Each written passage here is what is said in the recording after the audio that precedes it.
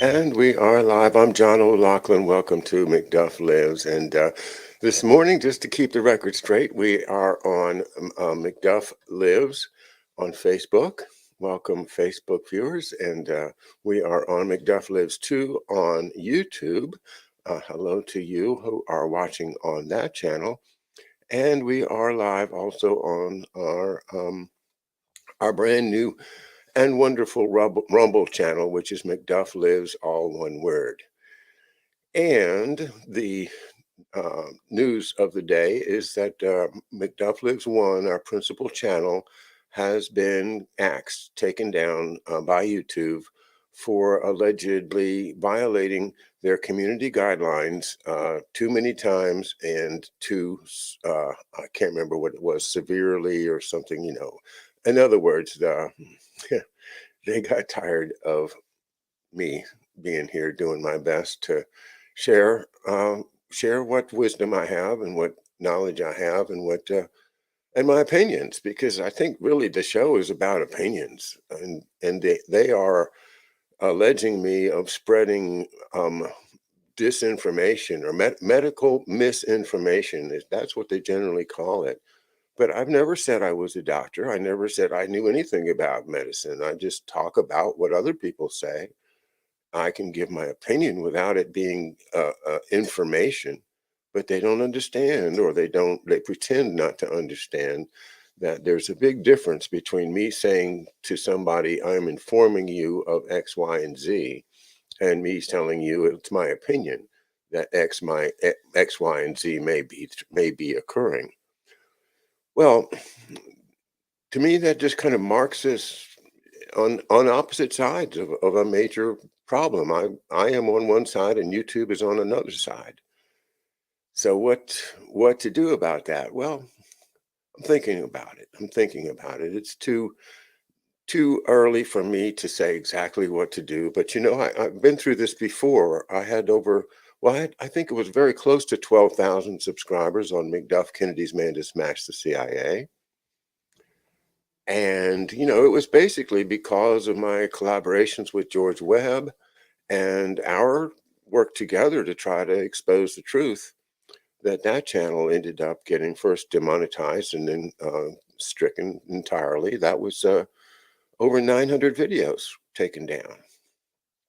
And a lot of it was just me reading books and talking about the books. It had nothing to do with, the subjects of which they object so strenuously. And they continue to claim that they're a private corporation and not subject to free speech laws. And somehow the court seems to side with them on that so far. But I'm thinking about it from various different angles, and I don't know if it's really worth me spending the energy of filing a lawsuit. I know what it's like to file lawsuits. I did it for 30 some years. And right now, I'm enjoying that part of my life in which I'm not involved in running to court with papers all the time. It's done, and I don't want to go back there. Nevertheless, I'm going to consider it from a point of view of, what would McDuff do, and we'll go from there.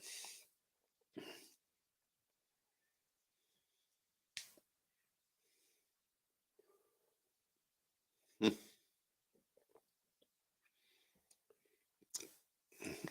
Just in case anybody hasn't met yet, this is my reminder of the name of the law that we need reinstated. It's called Steagall, but I call it Glass Seagull because I remembered that my wife had a glass seagull, and that would help me remember to say Glass Steagall. And that is a big, huge part of our banking problem is the division of what's called commercial banking from investment banking. And I think I'm getting the terms right as I learned the lingo. And the commercial banks are the ones that provide money to investing in real productive activities like building factories or cars or, providing some important services.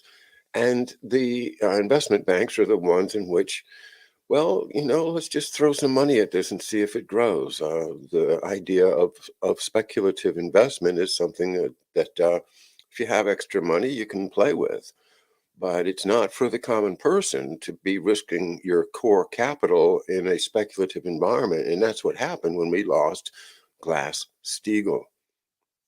So that's one of the big points that the Schiller Institute and our good friend Harley Schlanger are always making. And that's something we're going to talk about with Daniel Burke next Tuesday.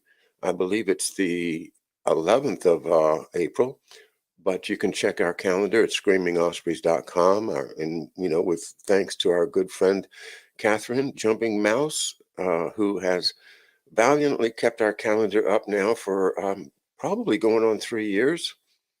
She produces a nice meme for me every week, and sometimes some occasional special memes when I want to advertise a particular show, like we did with Chris Fogarty and some of the others in the past. So, and she's just a lovely, lovely person, a complete volunteer, and a great, great supporter of our work here at McDuff Lives. So thank you, Catherine, and we love you. Okay, good to see everybody in the chat room, and I will go over to the McDuff Lives on the Rumble channel because I can't see the chat on the Rumble channel unless I actually go over to Rumble, and then that kind of divides my attention. But okay, so I see Rob TK is on my Rumble chat. Hi, Rob, and the Taz is also there, and I'll say hello. Ospreys.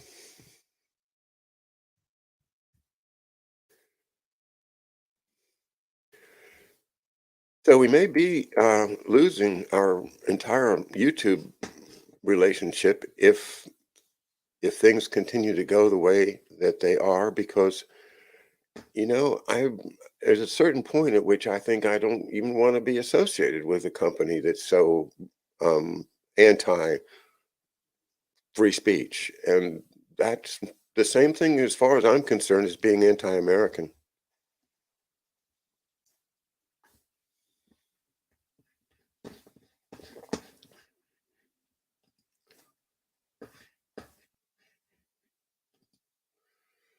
Okay, so now I'm back over here on my StreamYard feed, and I can see the comments from Facebook as well as from YouTube.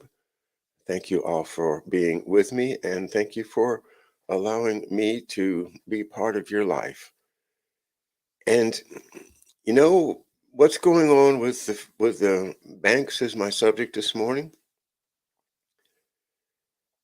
I think, from Harley Schlanger and other good friends at the Schiller Institute, that we know that the triple curve function, the investment, the currency, the productivity, the other factors of economics that go into the LaRouche analysis are going off the cliff right now. And a lot of people are suggesting that our finances are going off the cliff right now. I'm questioning whether this is intentional, whether we've come to a point in the great big plan, the overall plan of the guys in the back room that wear the cloaks and the secret plan is finally coming to the point of collapsing the dollar. And that, Biden's incredibly stupid policies, and now look at what the interest rates going up, and is that good or bad?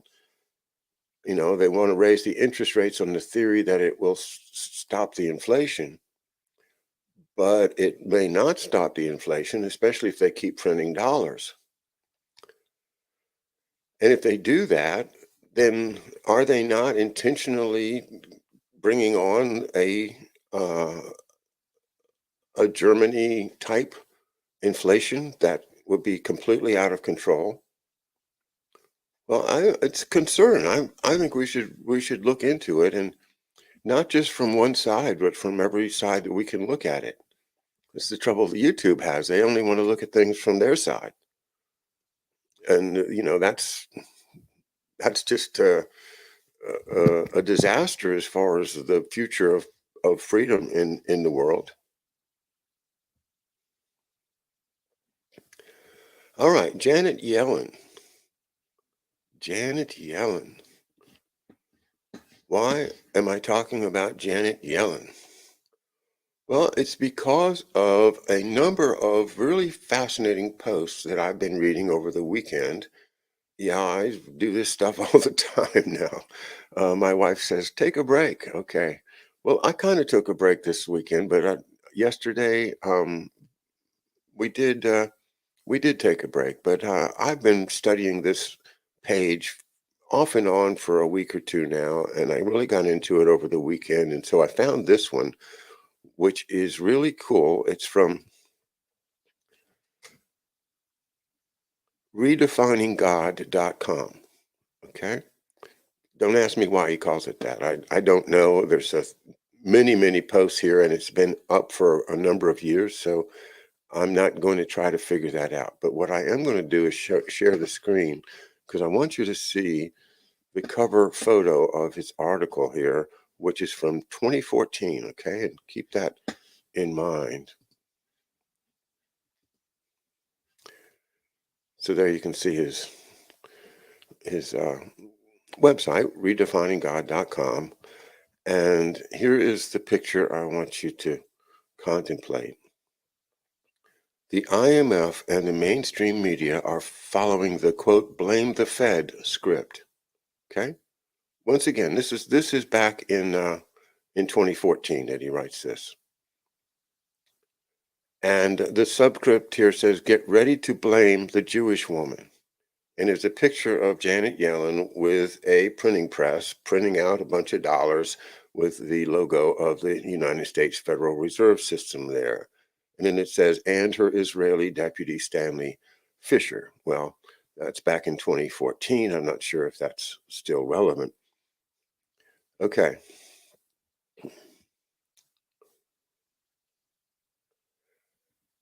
It didn't take long for my take on things to get some validation. The day after I released the mainstream globalist propaganda reveals East-West conflict is a farce article, I saw this on Drudge. And then this is a quote from Drudge. Boom, Dow sets record close. IMF warns of risks from excessive financial market bets. It shows the scapegoat, Janet Yellen, along with two articles. The first article talks about the markets booming because she kept interest rates low. And the second offers a warning from the wise IMF that excessive risk-taking is happening because of the low interest rates. It is no coincidence that the IMF story hit the media on the same day Yellen announced she would leave the interest rate outlook unchanged. Here are some telling quotes from the first article. And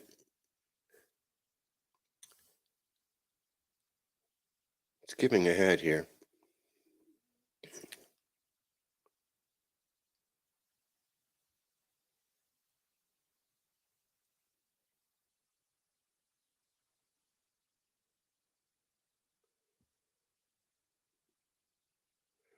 Anyway, the point of this article is that Janet Yellen is going to raise interest rates in a reckless way that's going to trigger the fall potentially of the dollar.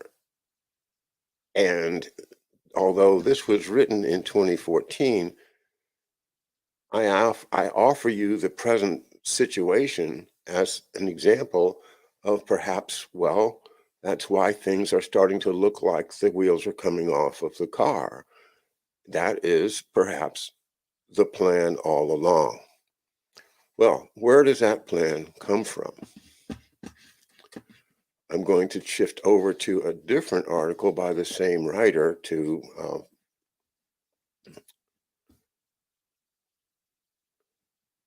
fill that out. And you may remember a year or so ago, I was reading from a book published by the Rockefeller Foundation called Prospect for America, the Rockefeller Panel Reports.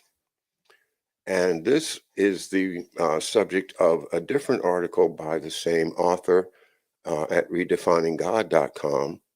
And I want to go through this one with you. And once again, I'll let you see the article as I read through.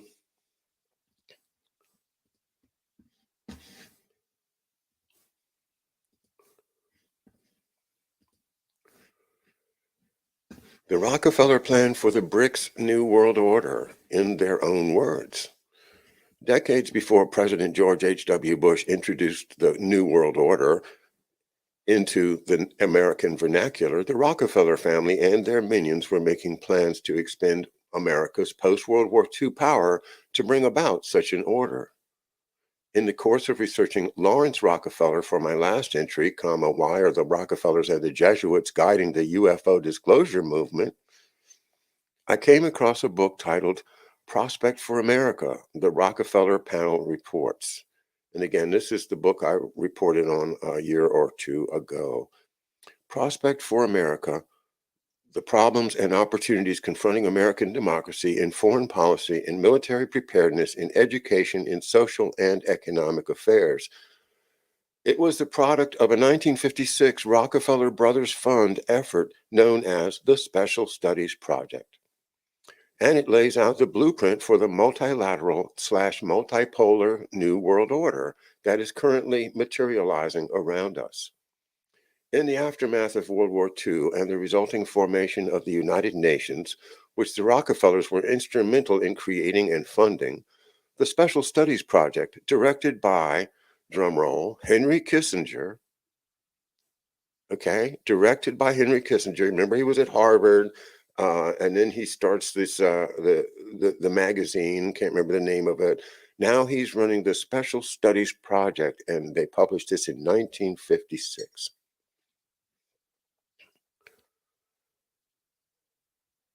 The Special Studies Project, directed by Henry Kissinger, was formed to carry out two apparent tasks. One, to create an action plan to bring about the elite's long-sought world government within the existing post-war environment.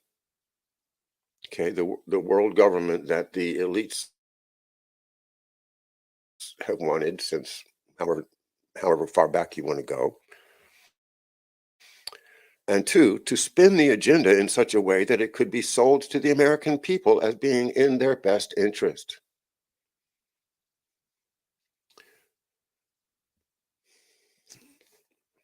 This should give you a sense of the real task of Henry Kissinger, what he's really been up to.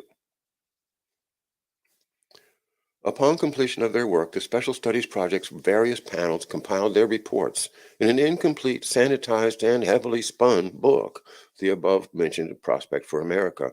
The book spells out how to sacrifice the national interest of the United States for, when it speaks of the opportunity before America of helping to shape a new world order. To begin our journey through the Rockefeller plan for the NWO, let's start with their definition of the Old World Order, the OWO. The 13 empires of the Old World Order. That number 13 should be significant.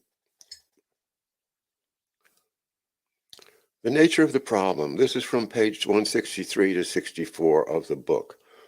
A sound United States foreign economic policy must be based on accurate assessment of the world in which it must operate. Disintegration of the 19th century political system. The central political fact of our time is the disintegration of the international system that dominated world affairs almost until the outbreak of World War II. Until the turn of the century, 13 empires ruled the world.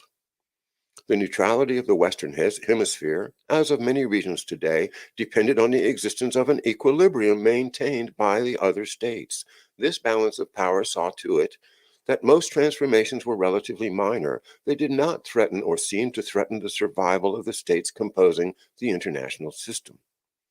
The 19th century system, for all its failings, provided order, rationalized administration, and arrangements for economic exchange. It supplied a form of answer to the increasing interdependence of societies. Europe was the world's principal manufacturer and the principal user of raw materials. She was the world's primary banker and source of capital. People, goods, and money moved with relative freedoms from country to country, and Europe's banks financed the exchange of goods. The gold standard maintained by a central banking policy of the principal powers made for a kind of common currency. The internal stresses of the imperial system began to be apparent in the 19th century and became conspicuous in 1914. World War I led to the collapse of the German, Austrian, Turkish, and Russian empires. By 1955, most of the remaining imperialist systems had dissolved. The 19th century system of empires as a means of maintaining world order, arranging world economics, and settling international disputes has collapsed. So, after having consolidated power over most of the world through empire building, the occulted powers, this is a term that he uses, the occulted powers, doesn't mean the hidden powers of the deep state people, faced a problem. Empires, by their very nature, are territorial, competitive, and nationalistic, and are not amenable to submitting to outside control as would be required for world governance. Clearly, these old structures would need to be demolished and replaced by newer, more malleable structures in order to finish the global consolidation. For this reason, the OPs, the occulted powers, fomented and financed the two world wars to break down the old empires and create international chaos from which a new order could be birthed. Okay, that's pretty standard interpretation of the two world wars, the Mazzini and Albert Pike material that you may be familiar with. But here it's stated as in recognition of the fact that these empires have collapsed as a result of the chaos fomented by the hidden powers. Okay. So where are they going with this? They're going to get to world government, right? How are they going to get there? At the end of each world war, the OPs immediately planted the seed of global governance, but the seeds didn't germinate as expected. And in a quote from the book, twice within a generation, the United States has been instrumental in bringing a world organization into being, the League of Nations in 1919, though we refused to join, and the United Nations in 1945. In both instances, the impetus was the belief that the interdependence of nations, demonstrated in two catastrophic wars, had to find an institutional expression. In each case, high hopes were not fully realized because the formal institutions of the world organizations were designed to achieve more than the consensus of existing shared aspirations was prepared to support. In other words, the UN was really tried to become a world government, but the people, the participants in it, were not prepared to support that.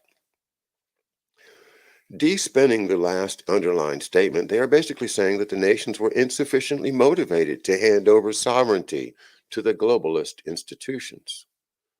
So, to overcome this lack of shared aspirations, quote unquote, the OPs fostered the Cold War between the United States and the Soviet Union. By threatening some nations with Soviet aggression and others with American aggression, they compelled the nations to band together and join sides for protection. The members of each side were then pressured to increase economic and defensive cooperation to fend off the menace of the other side. Those who were programmed to believe they lived in the, quote, people's communist world cooperated to block aggression from the imperialist world. And those who were programmed to believe they lived in the free world cooperated to block aggression from the Soviet sphere, quote unquote. Conclusion: while the Soviet threat in the field of foreign economic policy is potentially formidable, it must be seen in its proper perspective. It is menacing to the degree that the cohesion of the free world is inadequate. The selective economic program of the Soviet Union is politically effective primarily to the effect that weak countries must face the strong Soviet economy alone. If these countries are part of larger groupings, they will be able to resist pressure more easily. and negotiate on a more nearly equal basis. The Soviet effort is impressive primarily because the free world has failed to develop a workable structure within which the industrialized and newly developing regions can cooperate in fulfilling the aspirations of their peoples. We must contribute to the growth and cohesiveness of the community of free nations, not merely because we wish to prevent an expansion of the Soviet sphere, but because we want to cooperate in bringing about a new international system dedicated to peace, to human dignity, and to respect for national independence. In the United States, people were programmed to believe that fending off the Red Menace was a matter of life and death. Quote, our participation in world economic and social progress is important from the point of view of our own economy and that of the free world. It is crucial from the point of view of our survival and the survival of freedom everywhere. But the Cold War, just like the current crop of engineered conflicts raging about us, parentheses, ISIS, Ukraine, and the China Seas. Again, this is like maybe 5, 6 years ago he's written this, was all about forcing nations into groups and groups into a world order. Once it had served its purpose, the Cold War was ended in order to allow the two sides to be merged under the NWO.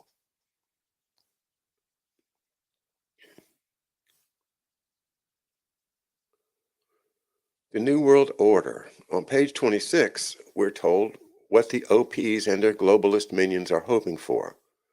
The hoped for result is peace in a world divided into smaller units, but organized and acting in common effort to permit and assist progress in economic, political, cultural, and spiritual life.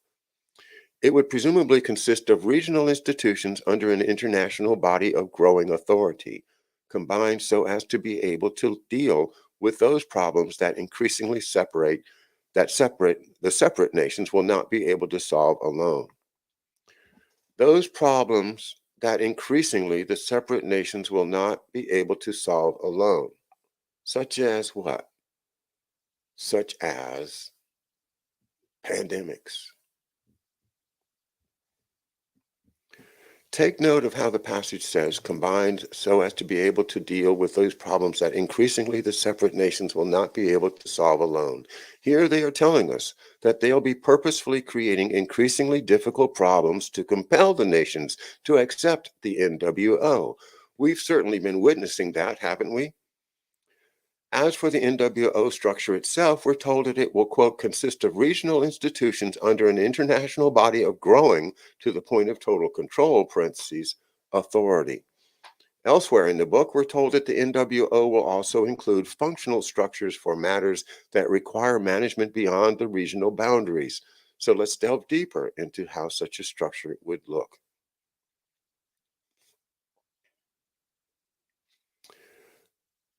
The UN stands finally as a symbol of the world order that will one day be built.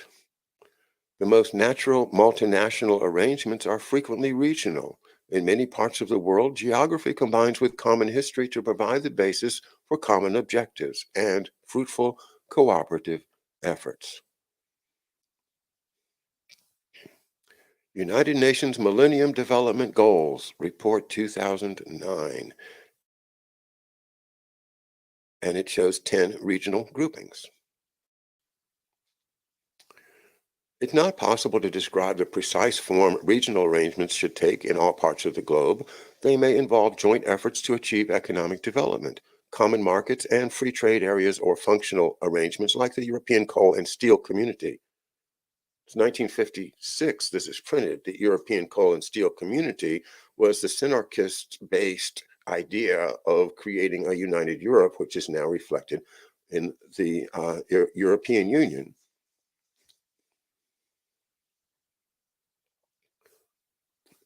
Fully developed, they imply a joint accord on monetary and exchange arrangements, a common discipline on fiscal matters, that means control of the economy, and free movement of capital and labor. That means no taxes. You can't have protective taxes to protect your industry. We feel the United States should encourage the development of such regional structures.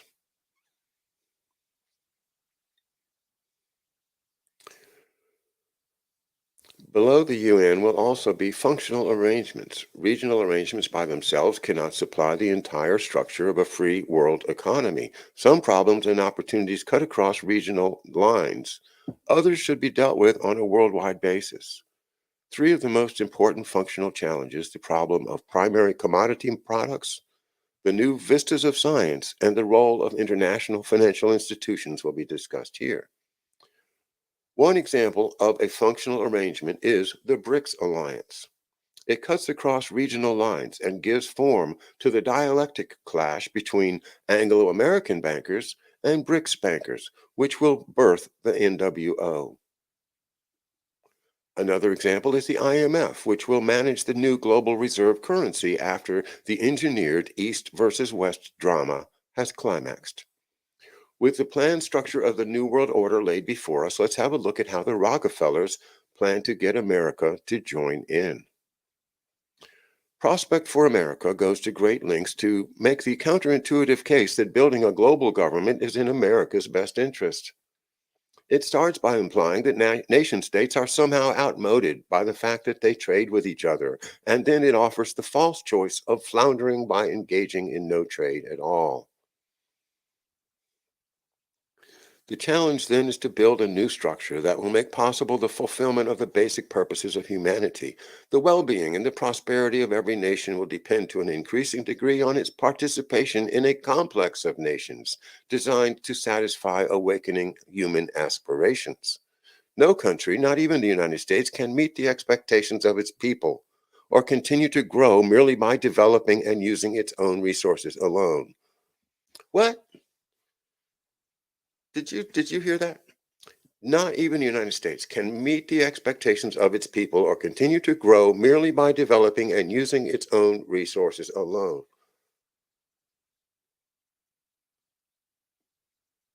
That's nonsense.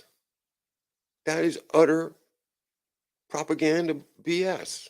Of course, we can continue to grow by using our own resources. We just have to do things like protect our growing industries, to have reasonable labor policies, to have local control over things like health and environment and things that, education, schooling, things that people can revive their interest in citizenship. And, it's more about attitude and energy than it is about resources. This country has been blessed, with lots and lots of resources.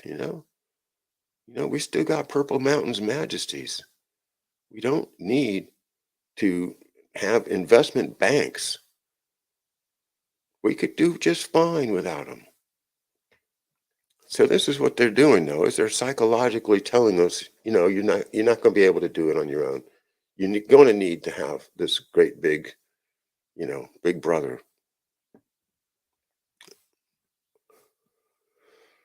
Such, in broad outline, is the image of the world whose building the United States sees as the grand objective of its foreign policy. Well, okay, that makes sense. Now we're not wanting Africa to be for Africans. We're wanting it to be for the regional world government thingy that they're all going to work together in. Yeah.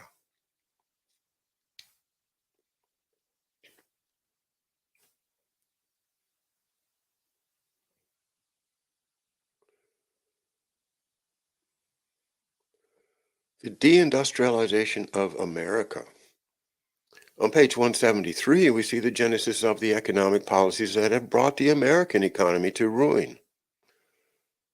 And this is quoting from, again, the book. A great deal depends, therefore, on developing an international structure which reflects the interdependence of countries, large and small, industrialized and less developed.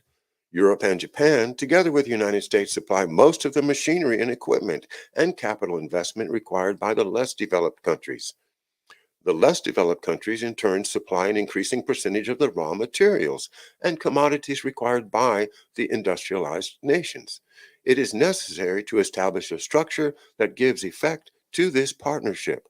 An essential component will be an increasingly liberal United States trade policy, which will permit other nations to sell in American markets. Well, that certainly has happened, hasn't it? As the globalists make the case for unilaterally removing the trade barriers that protected America's economy from competition with foreign slave labor. Kissinger and company also make the case that we shouldn't economically defend ourselves since it might create, quote, impediments to the progress of others, unquote. The recent tendency for American exports to decline in relation to imports and a significant symptom of the drain on United States gold indicates how the world economic system is changing. The United States will need to make adjustments to such a developing situation. The important thing is that these adjustments be made in a way that does not thwart economic growth elsewhere in the world. Okay? So we're going to have to tighten our belts and let growth happen other places in the world. Measures taken by the United States in response to domestic economic situations must be looked at carefully in the light of such impediments as they may create to the progress of others. In other words, if your people complain, just tell them to sit down and shut up. The United States, in short, is challenged to so conduct itself as to bridge over in every possible way the potential cleavage between East and West. We can hope for bonds of friendship and ties of interest with the East. We must not let emotion or differences of ideology close the door to such possibilities of better relations with the Chinese people as may arise in years to come. Standing for freedom and for the essential dignity of man, the United States cannot see itself cut off from any continent or country. As it turns out, America did indeed lay itself down as a bridge to pull China into the NWO. We did it by luring them in with a great deal of our national wealth through lopsided trade and outsourcing, right? I mean, the Chinese currency was worthless 30, 40 years ago. And this brings us to the subject of the BRICS.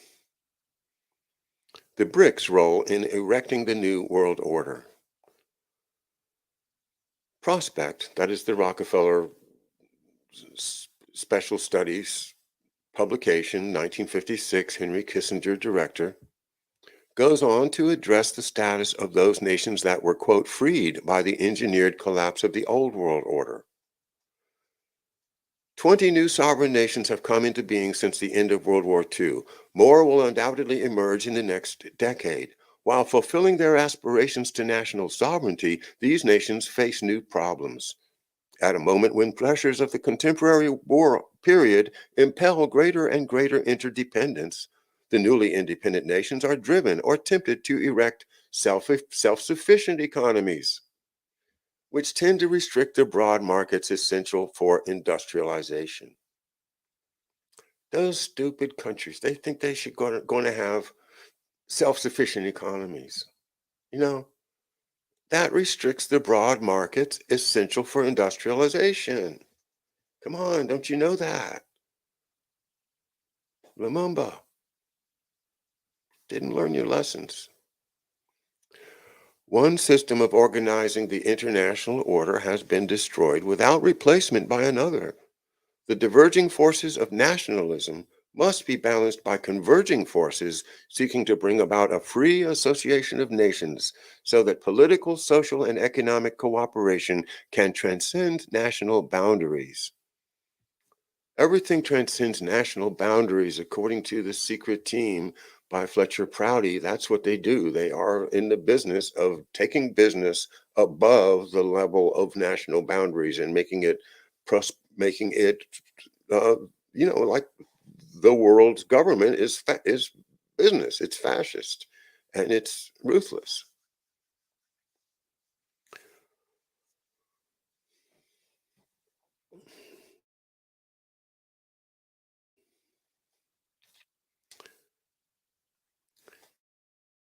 If we remove the spin from this passage, it tells us that the new nation state's drive to achieve true independence must be balanced by converging forces. And what form did these converging forces take? The globalists employed hot and cold wars and insurgencies, trade conflicts, and economic hitmen to make life unbearable for any nation state attempting to be independent. All this strife forced such nations to reach out to international institutions for help, which came in the form of military occupation or debt bondage. Only in the arms of the globalist institutions would such nations find any peace. Quote, even while they affirm their nationalism, they grope toward those larger groupings in which alone they can hope to find their needs met. When Prospect spoke on page 60 of what animates such peoples, quote, the modification of the nation state has been confused by the fact that the aspirations of peoples all over the globe are today finding expression in the slogan of nationalism. What animates these peoples is a resolve to emerge rapidly and conclusively from the era of colonialism. They are going somewhere, but it is a real question whether they are going where they think they are.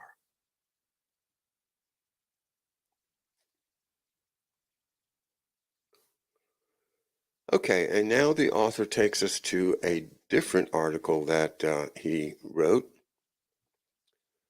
That article called David Wilcock and the Real NWO, Part 2. And here's the text from that. Why China? Why would the Illuminati, whose home base is in Western Europe, have the Chinese front the public face of their new world order? A clue to the motivations can be found in this article, Colonial Elites Ruled China for the Illuminati. In it, the author states, quote, the Chinese people would revolt against overt foreign domination, but embrace their place in the NWO if they believed they were in control. The Chinese have suffered greatly at the hands of Western imperialism, as has much of the world. As a result, the Illuminati would have trouble roping many nations into a Western led New World Order, especially the nationalistic Chinese. Since you can't have a truly global order without the most populous nation on earth, the Illuminati opted to use their own legacy of destruction to their advantage. Their two-part strategy to do so is follows. One, they set up a China-centered alliance as an opposing force to the Western alliance. This part of the strategy was hinted at in the mainstream press in the 2002 UPI article titled, China Wants Its Own New World Order to Oppose U.S. Version. It is common practice for the cabal to use opposing forces to achieve their ends, and they always make sure they have influence or control over both sides. Two, they have been driving the world public into the hands of the Chinese alliance. How have they approached this, you ask? They've widely publicized a heinous New World Order planned by the Western powers. And then there's a picture of a Alex Jones documentary on the New World Order blueprint of madmen, while simultaneously publicizing a benign New World Order planned by China and its allies. And here we see a picture, a quote from LaRouche PAC. And you see the pictures of the Modi and Putin, and I'm not sure who that is in the middle of, but and just to be clear, LaRouche PAC is not associated with LaRouche Org. That they split off, but so I don't attribute this photograph to LaRouche Org or Harley Schlanger or Helga Zepp LaRouche because this is a different organization. But the idea is that it is driving uh, our opinion, to join in with the Chinese and the BRICS. Okay.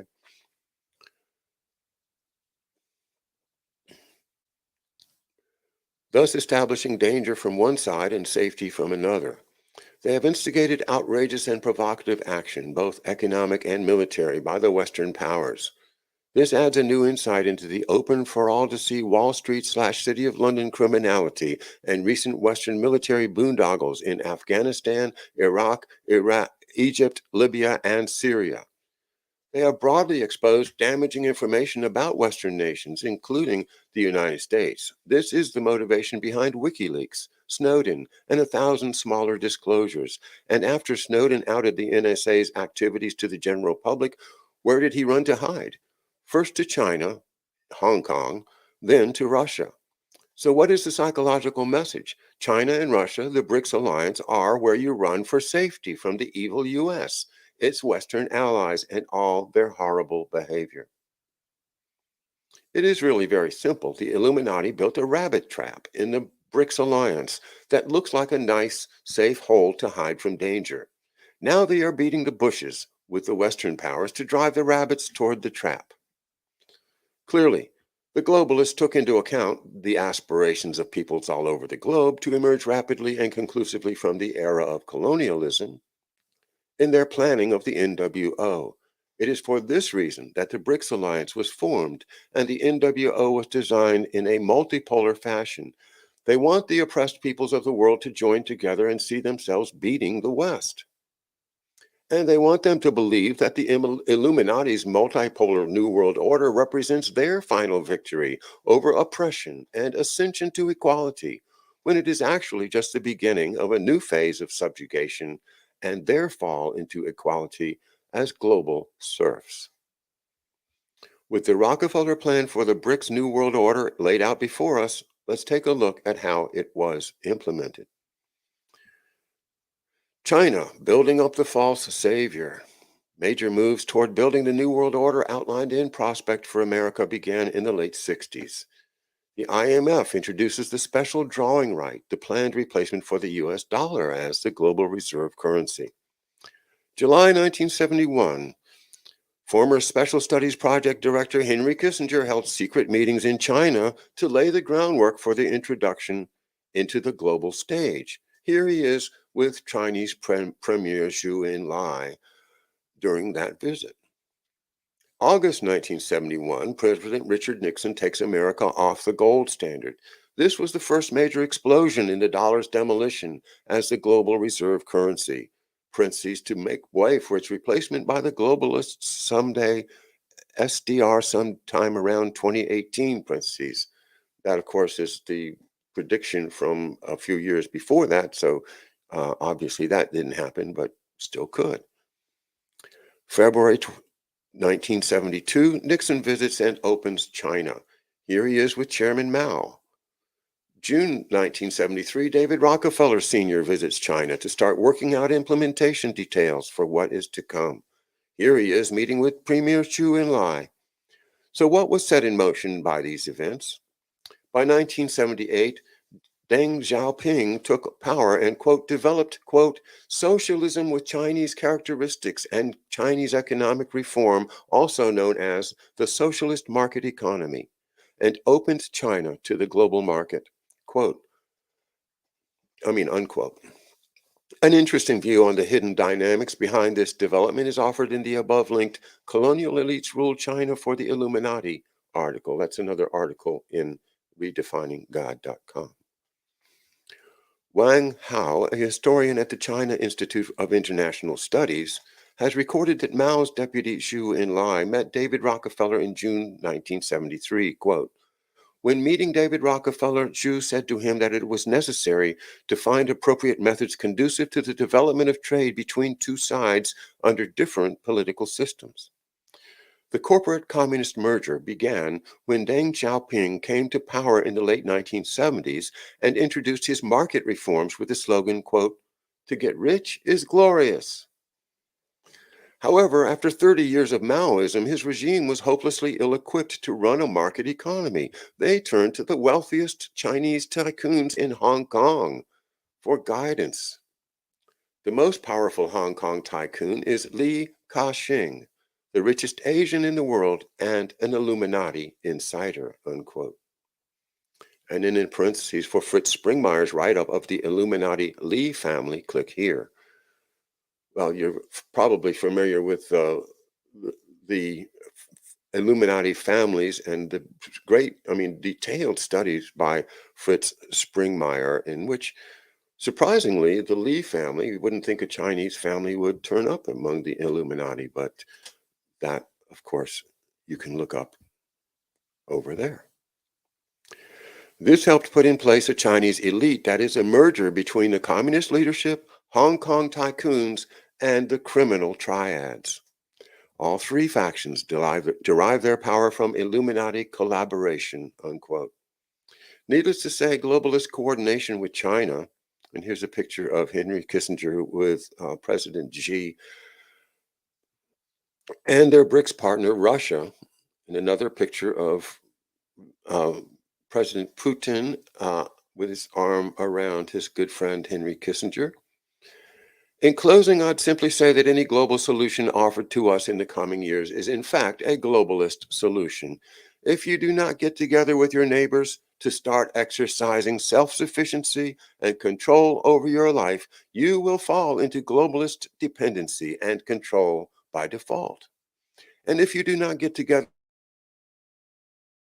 with those in your local community to devise a currency or other method of trade or barter of your own, you will end up using bankster currency by default. Power that is not taken into your own hands is left to the predators who grasp for it.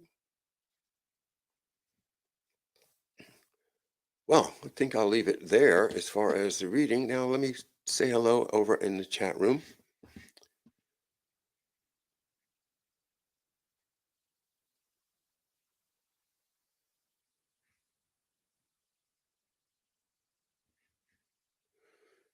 So, anyway, the theme today is don't jump into the BRICS without studying this work about Henry Kissinger and the Rockefeller plan and how it does seem to be a real possibility that what we're seeing here is the collapse of the dollar, like, and plus perhaps the collapse of the NATO effort in the war in Ukraine, which appears to be possible right now.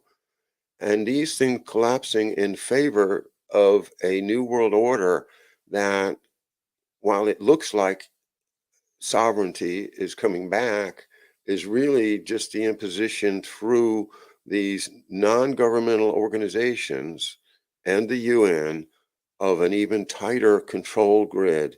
And for that, I think we need once again to keep an eye on health policy, the World Health Organization, the World Economic Forum, and of course, our government. All right, that's it for today. I'll be back with you guys tomorrow with Hurley Schlanger, and he has a new one out this morning on the subject of the economy. So check that out, and maybe we'll see what he has to say about these thoughts about the BRICS and what about those BRICS.